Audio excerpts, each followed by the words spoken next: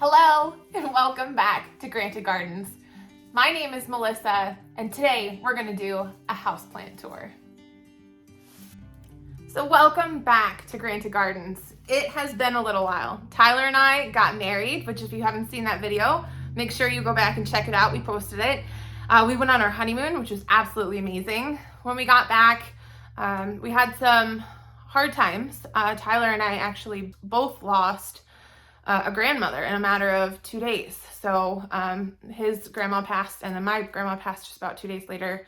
And so it's just been a lot of, emotions that we've been experiencing over the last 6 months. And we're just now getting back kind of into the swing of things.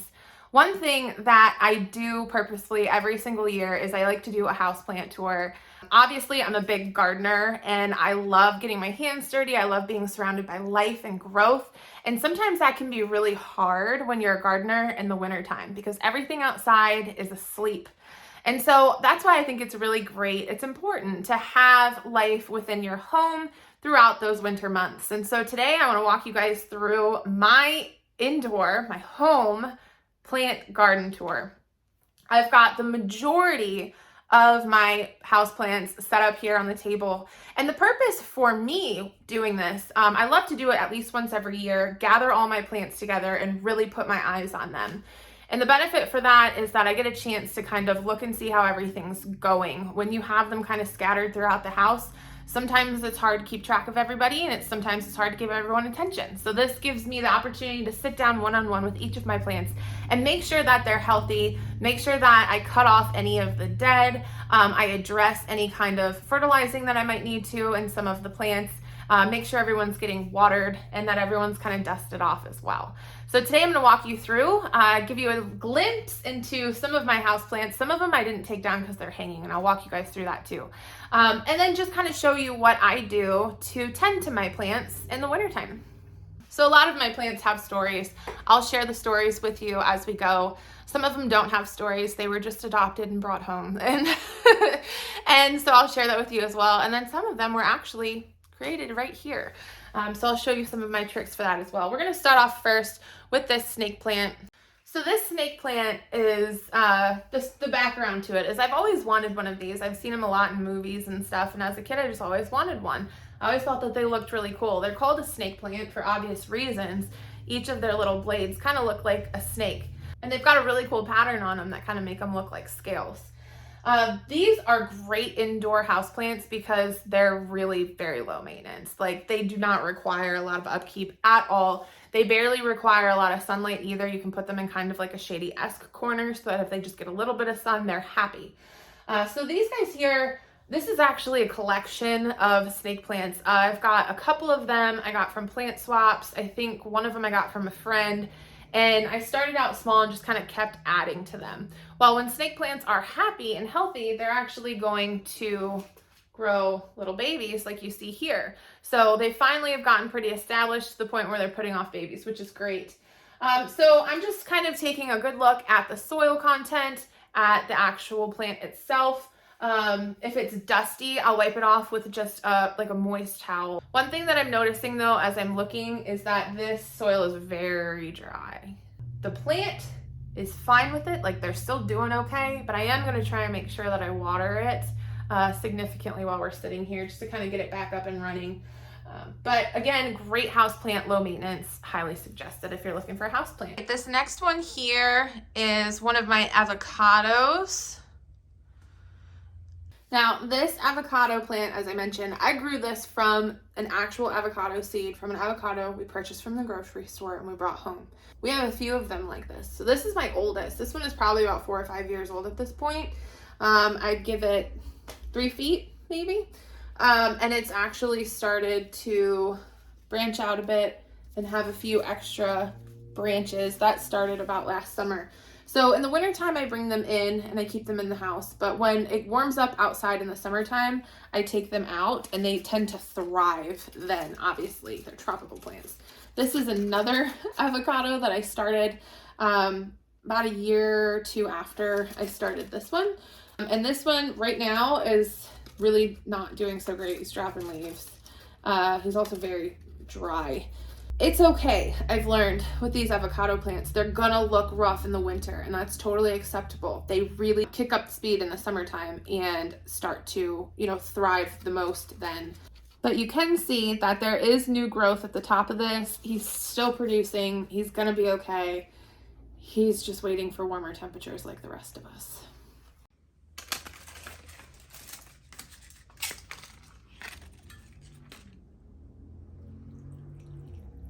This one here is a Pothos plant. I've had this for a while. I planted it in this cute little container, which I thought was really nice. It sits nicely on our little shelf. Pothos is really easy to grow indoors. And so if you have a house plant, one of the most common ones is a Pothos. All you have to do is make sure you keep them watered every once in a while, not a ton, and they're gonna grow and be happy. Now this one is actually on a shelf that's up against the wall, so it didn't fill in much because the sunlight comes from this direction. You can help keep that from happening by just turning your plant every once in a while. This one, high shelf, we just don't turn it, but it's fine. It's pretty where it is. Next here we have a couple jade plants. These are from Tyler's mom. This one she gave us a while back and it's rooted and potted. This one she gave us, it was also probably a while back. I think it was like Thanksgiving when we went.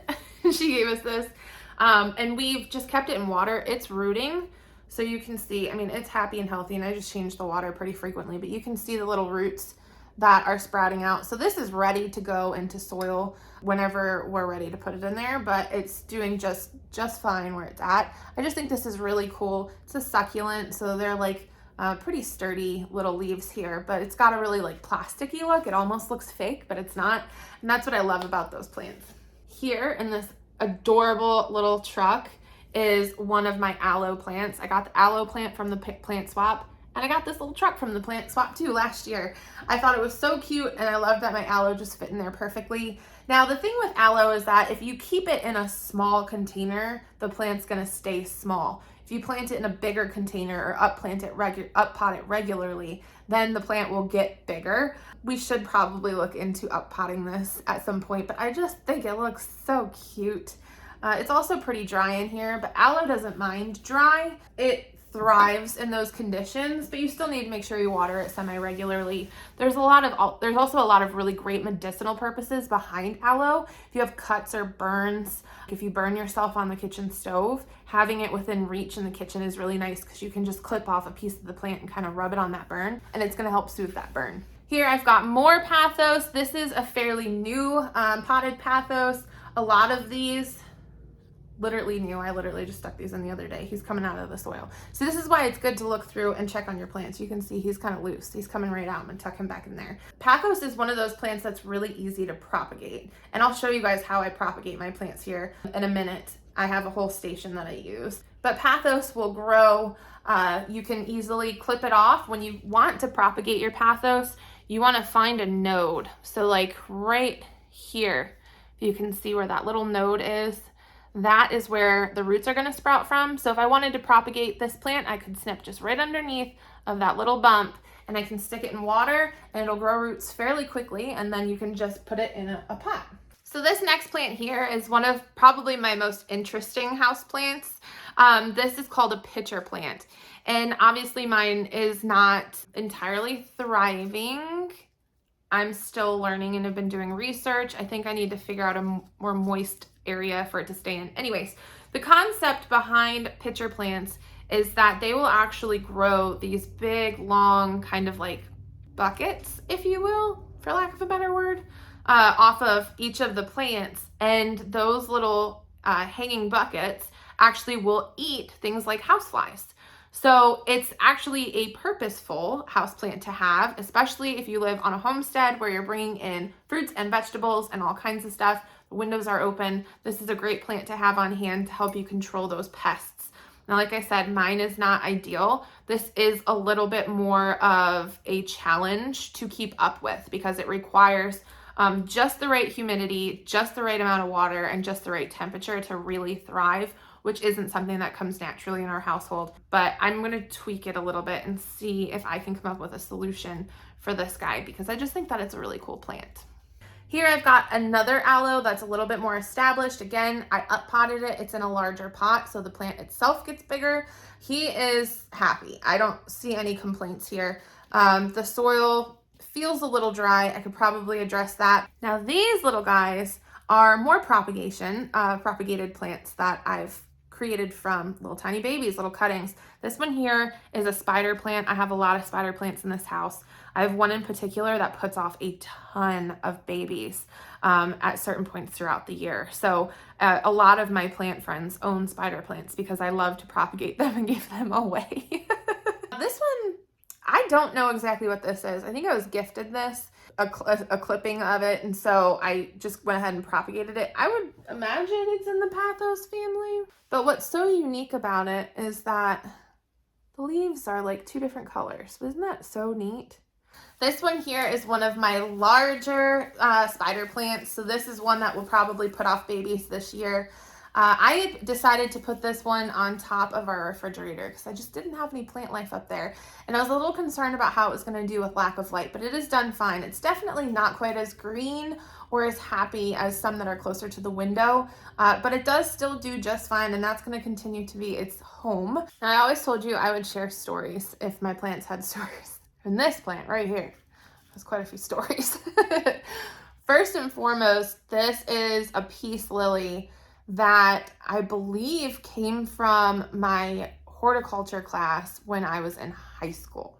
Now, this isn't the actual established plant. My mom has the established plant at home still, but she did break me off just a little bit of it to bring home and do at my house. I've been trying to nurse it back to health. Obviously, I've been neglecting it a bit recently, but since then I've been trying to nurse it back to health. And last summer I took it outside and it just took off. It did really good. I mean, it was down to like 1 leaf this big at the bottom. I was getting ready to just pitch it.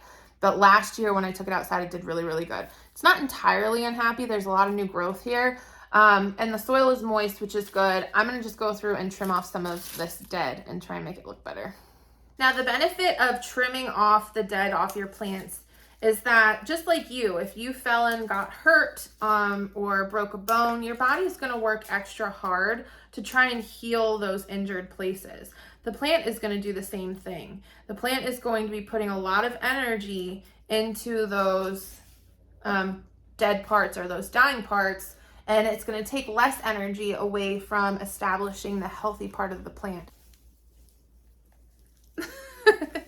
This is my fern. I love ferns. Ferns are probably one of my favorite plants. And I love that I've got something that I can have here in the house. So this is a palm fern, I believe. I've got it in this cute little container. This guy's been around for a while. You can see that his leaves have some spots on them. That's probably not healthy. There's also a lot of dust collection in here. So I'm gonna go through and dust him off and go through and kind of clip out some of the dead down here at the base and see if we can get him in a little bit better shape. As far as the discolored leaves, that's going to take some homework for me. Now this one's very interesting. I have no idea what kind of plant this is. I've had him for a while. This came in a free cycle plant. It was like a plant gift basket kind of thing. And they just had instead of having fruits and whatever in there, breads and cheese, they just had different plants planted in the bottom of this basket, which I thought was really cool. And a lady said that she just could no longer could take care of it. And she didn't want to see him die, so she gave him away. And I got this with it, so I went and picked that up. This plant is very interesting to me. I will be honest with you, there have been multiple times where I've completely questioned whether this plant was real or not. Like, I planted it, I saw the roots, but I still question whether it's real because I have it tucked up in my office where sometimes I do forget to water it, and it has lived. This plant here is called Croton. This is one of my favorite plants in the world because based off of the 4 years that I took horticulture in high school, this is like one of the only plants that I remember I remember the name. And I just remember it being it's Croton, and I just remember always thinking it's close. It sounds like crouton, and I like croutons, so it's easy to remember. What's really cool about this plant in particular is you get a lot of color variety. So this one is really cool to have indoors and offer a little bit of color to your home year round.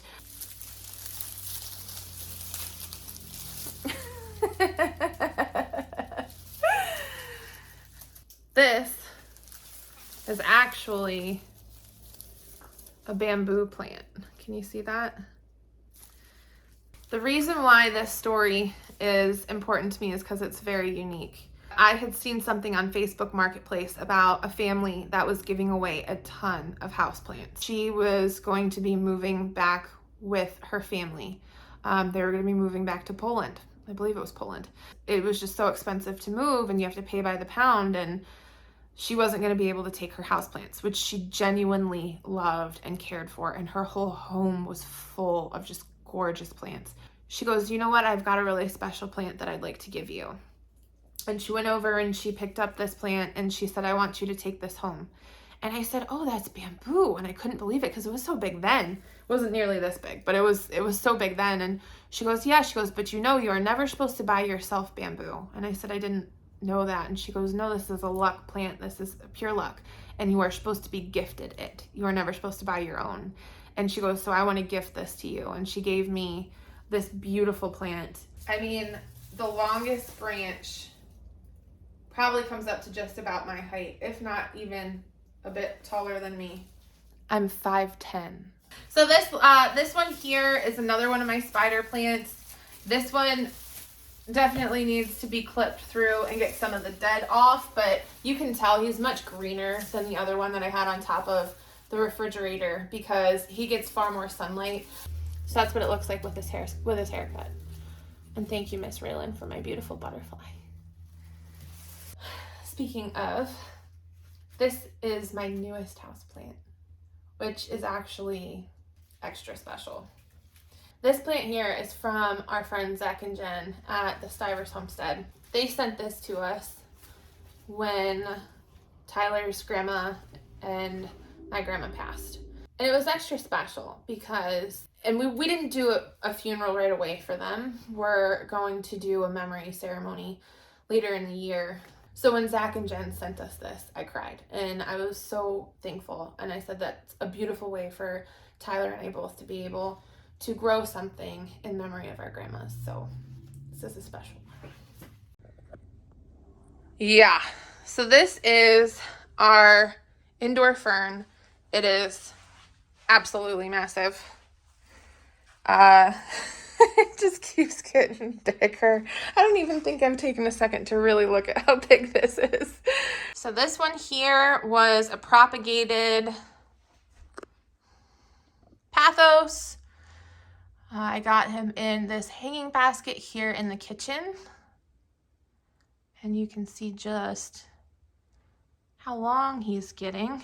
And then while we're here, you can also see my little propagation station. So I've got Wandering Jew here. That's in my little propagation station. I just have a little hanger up there, a piece of string, and then these little containers that I'll fill with water. And I put my cuttings in them.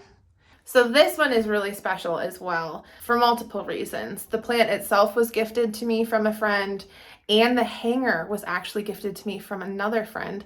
So we've got it hanging from up there. Look at the beautiful hanger. Isn't that gorgeous? And then here's our plant. The plant itself is called a Monstera, and those holes in those leaves are on purpose. That is how the plant grows. Absolutely beautiful. And then you kind of wander down and you can see here how long that cutting has grown. And look at the beauty and detail in this hanging pot. So gorgeous. So the story here with that hanging pot, it was handmade by a friend of mine that I've been friends with for a very, very long time. Her name is Christina, and she used to live down the road from me when I was little. I've been wanting to put a hanging pot in that little corner for forever. I'm telling you, that corner was like built for it. And so it's really great that I have one that I can share with such a story, and it's absolutely beautiful. Thank you, Christina. This guy here is my pineapple plant that I grew from the top of a pineapple from the grocery store. There's also a video about that on our channel. And right next to it here is an avocado that Tyler is currently growing from grocery store avocado seed.